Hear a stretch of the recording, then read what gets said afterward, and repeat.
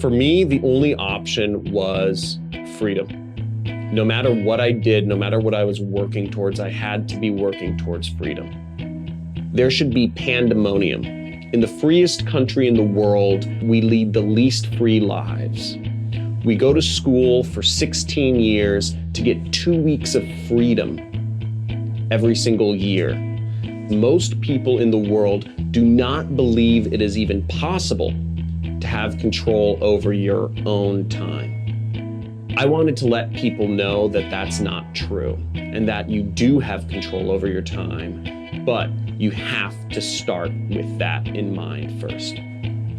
There's a term that goes around, corporate slavery, and it's real because what corporations do is they hold us down with shackles on our time. After I show people that it's possible to actually have control over your own time and live life on your own terms, then we go on and show them tactics to doing that.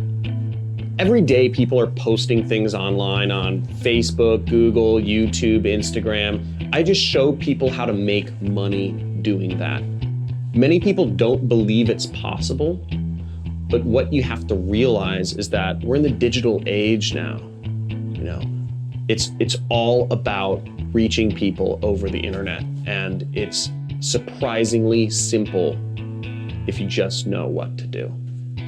All of the major companies nowadays, whether it's Uber, whether it's Airbnb, whether it's Hotels.com, Expedia.com, none of them have any inventory, nor do they have a physical location. That's where the world's going. As long as you have an internet connection, you can create this sort of life for yourself. You can open up endless amounts of opportunity and creativity and freedom. And I'm gonna take you there.